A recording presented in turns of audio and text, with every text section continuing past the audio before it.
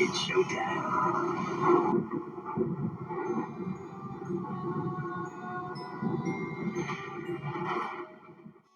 Hello everybody and welcome back to the channel, and furthermore welcome back to yet another exciting spooky figure review.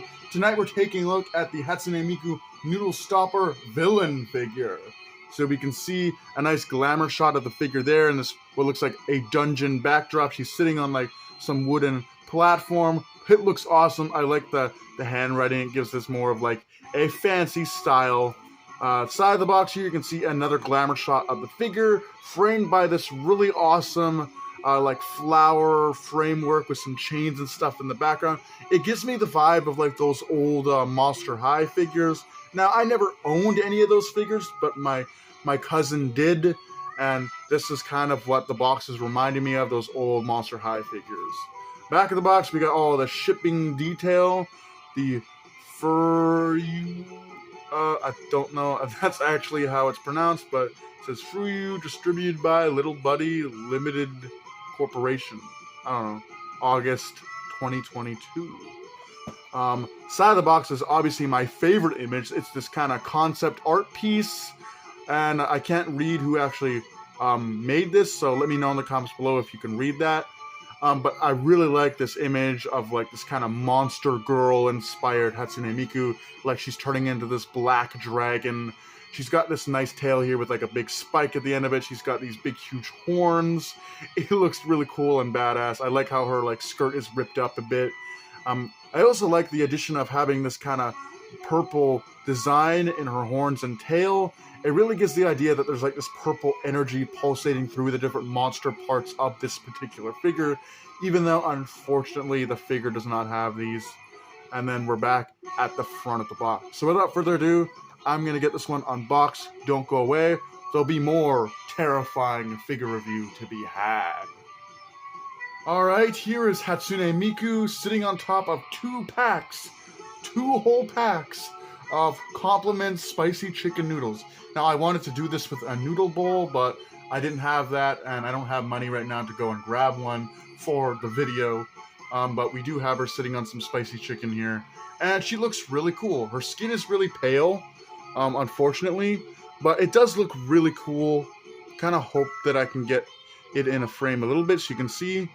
She does have sharp teeth, like a big sharp-toothed grin smile. She's got these nice bright blue eyes. She's got these kind of bows here on each side of her horns. Now, I really wish they would have put like that bright purple in between the cracks of her horns and her tail, but they just didn't do that because it gives her this kind of interior glow. You can see she's got her ripped shorts there. I really like how her sleeves here, or whatever you want to call these, bracers or some kind of fingerless gloves, they start off like this gold around here and then some black ruffles, and it goes from violet into purple into mahogany into red, which I think is cool. Her dress is nicely creased from her sitting down.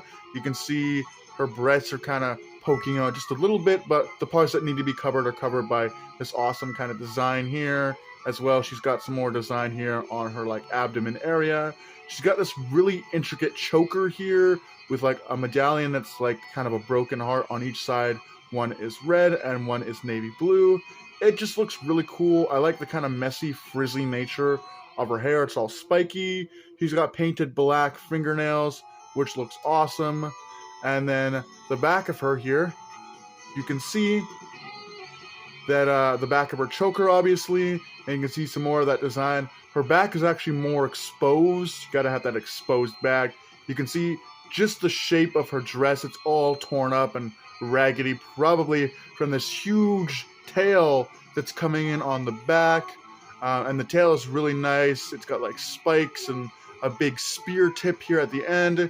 It just looks really cool. You can see the camera's kind of catching it a little bit. You can see the different muscles and stuff in her back. And then you can see the way her hair parts into these two ponytails. It looks really cool. Her shoes are these nice, delicate, high heel, sort of, I guess you would call it just regular shoes with like bows on the top that match the bows that are in her hair. She's got this kind of anklet here that's kind of, it really does not want to focus because of how pale her skin is. But it's like these straps that are connected with like some little hoops. Really cool. Definitely an awesome figure. Actually, while I was looking at this figure, I realized that I had a dragon figure from Shalaik that really captures the likeness of this specific Miku figure. Because I feel like that what they were trying to do with this specific Miku figure was have her like be like mid-transformation into sort of like a dragon girl or a demon girl or something along those lines. So I do have a dragon from Shalaik that actually looks similar to this this Miku here. Let me move this skeleton dragon out of the way just for a second so I can do the comparison here.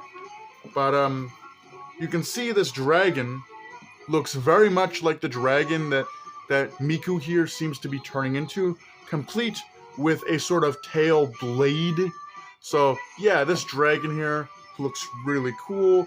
It looks like the sort of dragon that Miku is apparently partially transformed into, just trying to make up some semblance of a story here, but really cool. You can see the two of them together and they look awesome.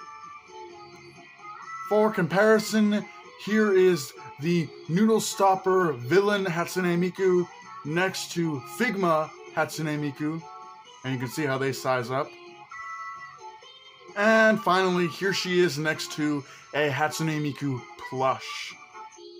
I'm gonna turn the brightness off just a little bit so you guys can actually see the figure in all its details, because there is some nice detail in like her skin and everything, but you're just not capturing it because the light is just reflecting off of this girl's really pale skin. So let's get with that now.